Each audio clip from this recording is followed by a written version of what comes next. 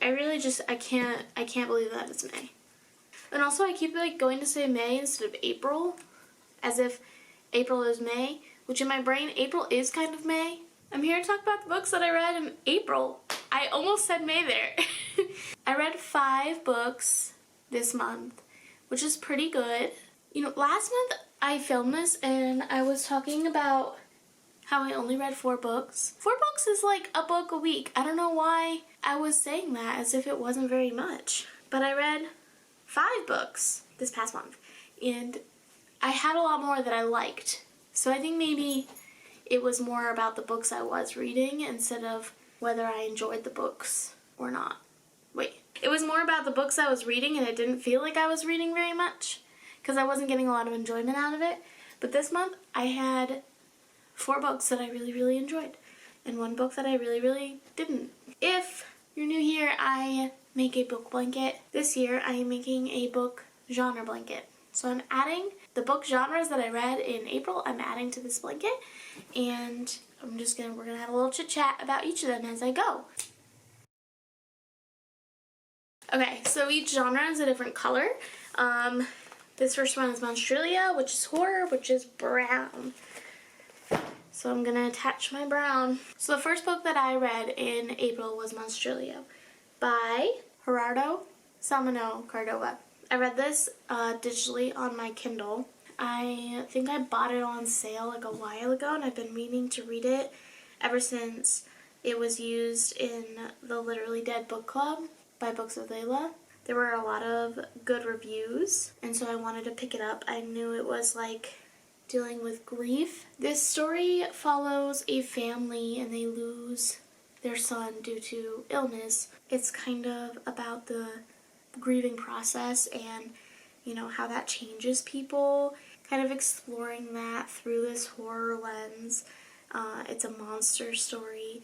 It was a super interesting exploration of grief and it was multi-POV. You saw how different people handled the same tragedy. There was queerness and love and breakups and get back togethers and how to be a parent, stuff like that, and it all surrounded like this boy who passed. And I gave this 5 stars. I gave Monstrelia 5 stars. When I was reading it, it felt like a 4-star, but then in like the next couple days I kept thinking about it. It's so emblematic of my feelings towards horror and how horror is such a unique way to explore themes and how you can talk about things without like having to explicitly tackle them. And so that's why I gave this 5 stars, is because I think it was genius. The characters aren't always likable. They make weird decisions because they're grieving, because they're struggling, decisions that I'm like, well, I wouldn't do that, but then also I've never lost a son. I've never lost a child, so it's hard to say what I would do. Coming to those kinds of realizations about, I don't know what I would do in this situation, just like having empathy for this family, and even though I know they're not making the best decisions, I can have empathy for them and also be like, I don't know what I would do in this situation. I mean, there's a reason that grief is a topic of horror books like so often. Like, you think of Pet Sematary, and I didn't like Pet Sematary. If you like the explorations of like grief and familial ties and handling the death of a loved one, if you're interested in reading a horror book about that, I would pick up Monstrelia over Pet Sematary. That might be a hot take, but I'm sticking with it. So after reading this, I did go back and I watched the recording of the live show of the Literally Dead book club, and I got a lot out of that conversation too. So I highly recommend going back and reading that and experiencing that. I feel like I learned a lot from it. I feel like I got a lot out of it, and for a horror to do that, I think is really cool. It's more like literary horror than it is like actual, just like there to scare you horror. Okay, I think that's all I have to really say about Monstrelia. It's so good. The last POV, the last point of view in the book is my favorite. I think as you're reading it, you're like, I don't want to be in this person's head. The whole time, every time you switch point of views, you're like, I don't feel like I really need this. and then you get like 2 pages in and you're like, oh, I need to be in this person's head and understand where they're coming from.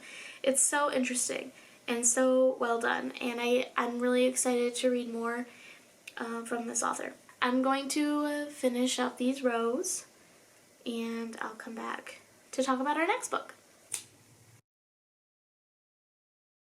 I'm back. Here's my brown stripe.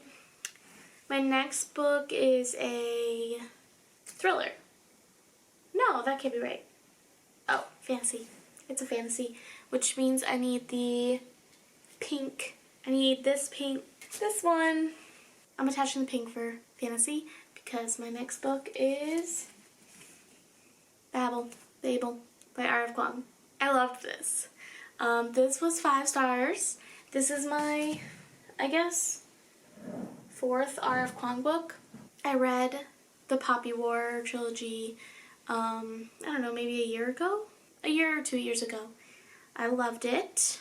And I liked Babel for a lot of the same reasons. Babel is a fantasy series. It's set in Oxford, and it follows a young man going to school for, I guess, the School of Translation. I can't remember exactly what it's called, but at this school they have magic. They do magic through translation. This is probably like one of the most unique and cool magic systems I've ever read. I loved it. Like the study of all the different words, where they come from. Like R.F. Kuang really like laid it out for you and was like, this is how the translation works, this is how the magic works when you translate this word to this word, because something always gets lost in translation. So I found that concept super, super cool and interesting, and the way that it was connected to the themes of the fantasy novel, of colonization, of oppression. It's such a smart book. It's an amazing book. I would say I liked it just as much as Poppy War, if not more, but that's the only reason I would like it more than Poppy War is because it's standalone and I was able to read it in less time. I loved it, and I love R.F. Kuang's writing. I love her character building. Her characters are so amazing. Like, she writes these people who feel so real. These are actually morally gray characters. It was such an aesthetic story. It was vibey. Like, you felt the setting. You were there. It was so good. And it has everything. It has love and friendship. Oh, it has such good friendships. And, like, how people change over time. It has betrayal and heartbreak and joy. This was maybe my favorite book so far this year. It was so special. Well, this yarn is a lot nicer than the other one. A lot more slidey. I love the color of this brown. It's so chocolatey, but it's a little like you know when you have a yarn and your fingers just don't bleh. That's how that chocolate one is. I'm gonna go finish these rows and I'll be back. Guess who's back? Back again. I have finished up this stripe, Babel's stripe. The next book I read was Nothing to See Here by Kevin Wilson. This is 4 stars for me. I am using Heather Brown for this book, which is my Lit Fit color. This does have fantastical elements, but it feels like a Lit Fit to me, so that's why I'm moving forward with the Heather Brown. I'm going to attach this. I love this color. I love heathered yarn in general, but this brown is so pretty. Nothing to See Here is it's kind of like a found family kind of vibe. It follows a woman who, like, kind of out of the blue gets a call from her childhood best friend, and they have some weird history there, but her friend asks her to come and nanny her stepchildren, who just lost their mother. The twist is that the stepchildren just catch on fire sometimes, like spontaneously combust. Like, it doesn't hurt them, but they catch fire. So it's weird. And in that, it kind of reminded me a little of like House of the Cerulean Sea, in the way that you kind of have this person taking on weird kids and coming to love them and support them and do what's best for them and take care of them and protect them when nobody else will. So I really liked it. The only reason I gave it 4 stars instead of 5 is because the main character sometimes just felt a little too quirky.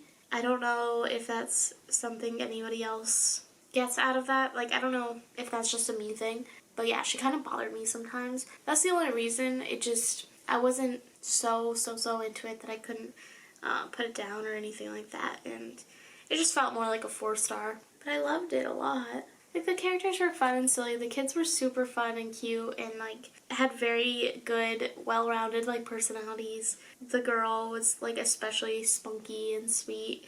I loved her, and just the way, like, the kids saw through the adults and whatever the adults were telling them, and they were kind of like, I don't feel like you're telling me the truth here. I loved that element of it, and I'm really glad that I finally read it because I've been meaning to read it for a really long time, and to finally get to it is exciting. This cover is iconic. I mean, please. It was also on Kindle Unlimited, so if you have Kindle Unlimited, you can just read it on there.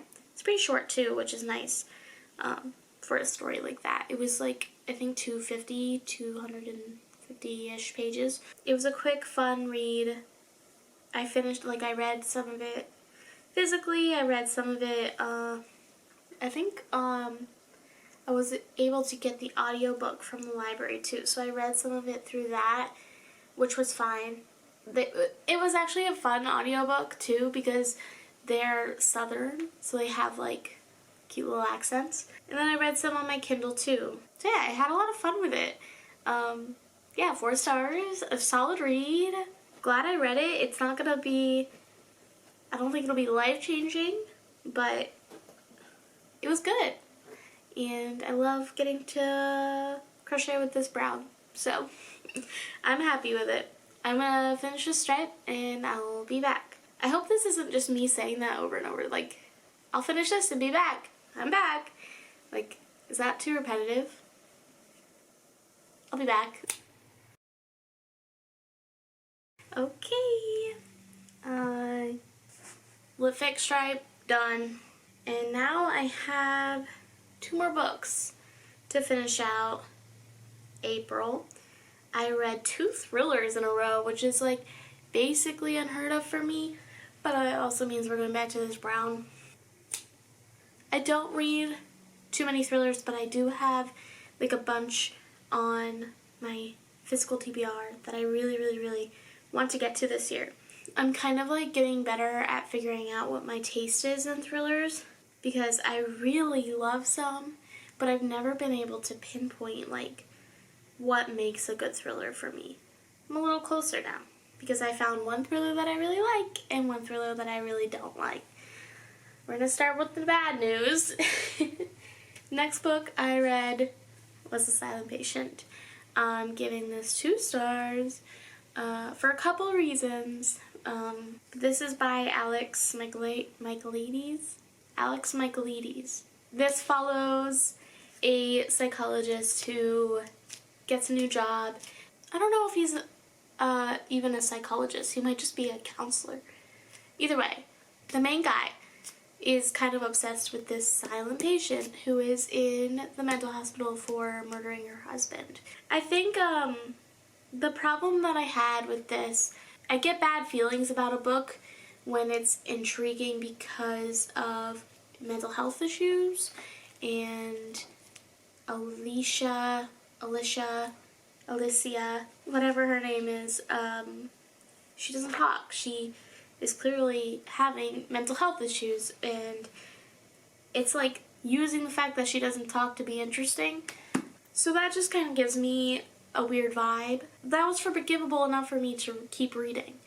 I wasn't completely turned off by it, you know?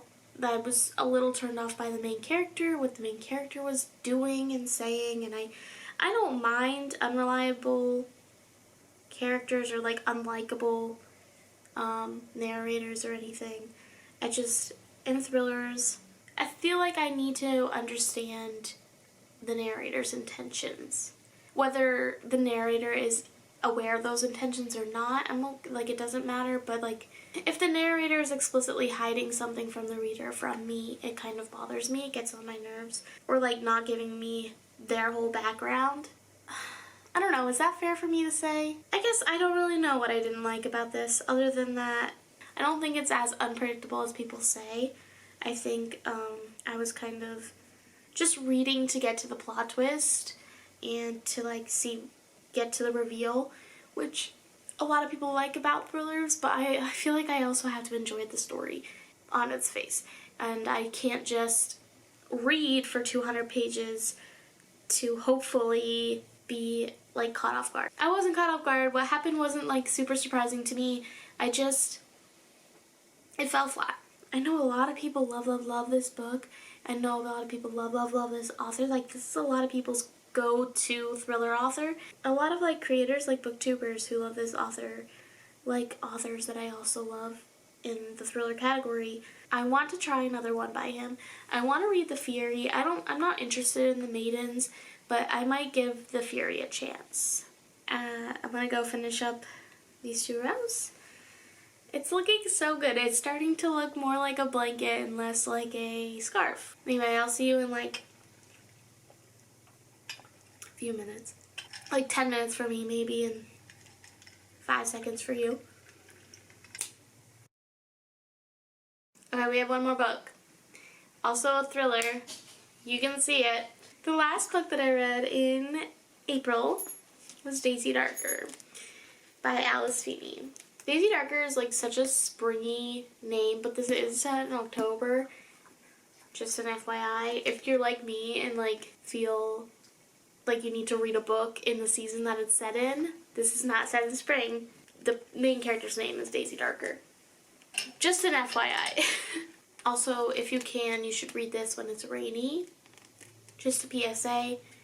This I gave 4 stars.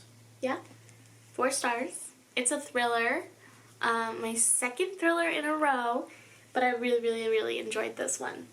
So this takes place in, I don't know, England, and it's raining, and they're on an island where the grandma lives, and they're there for Nana's birthday, or Nan, I can't remember. Her birthday, which is on Halloween, and a big storm comes in, high tide is in, they can't leave. It's inspired by And Then There Were None, which I know there are a lot of thriller / mysteries with that kind of vibe, and I know a lot of people are like tired of them.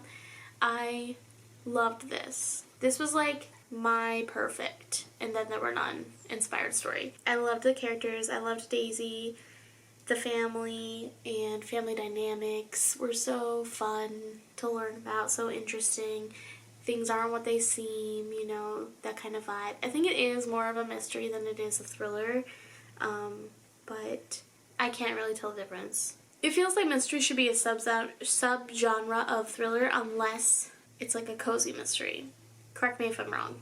I also have The Guest List by Lucy Foley on my to-read list. I haven't gotten to it yet, and this one came out more recently than that one. I felt a higher pull. I know that I like Alice Feeney. I don't think that I've read any Lucy Foley, actually. I've read 2 Alice Feeney books before this one. This is my 3rd, and I really love her. She always has like compelling characters and a plot twist, or like a reveal that I want to get to. The reveals in this were so fun. One caught me totally off guard, and it was so good for me. I think a lot of people probably don't like it, but everyone's different. The more I think about it, like, the better the reveal is, and it's so smart. It's very smart. There were a lot of hints that I did not pick up on, like, at all, and I loved it a lot. I loved it a lot. It was so fun. It was so fun and so entertaining, which what else could you want from a thriller, you know? It was a rainy day, fast-paced read. I loved it. I will definitely be reading more from Alice Feeney, more in her backlist. I want to read sometimes I lie, I think. I mean, I'm gonna look into her books and read the synopses before I read any more, probably. I find the synopsis helps me in a thriller more than in other genres determine whether it's something I want to read or not. So yeah, I will come right back when I finish these next 2 rows, and then we'll have a nice extra thick chocolate stripe for thrillers. Okay, we are done. Snip this off. Ooh, snip this off. These are the colors we added. Put my stitch marker in to hold my spot. And we're ready for May books. These are the books that I read in April. Mostly super good. Only one of them was less than 4 stars, which is wild.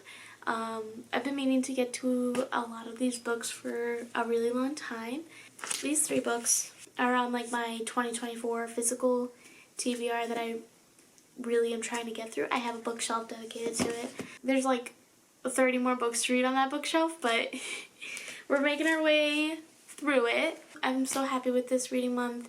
Honestly, May's probably going to be unpredictable. There's a couple books that I want to get to, but I am very much a mood reader, so we'll see if that's successful or not.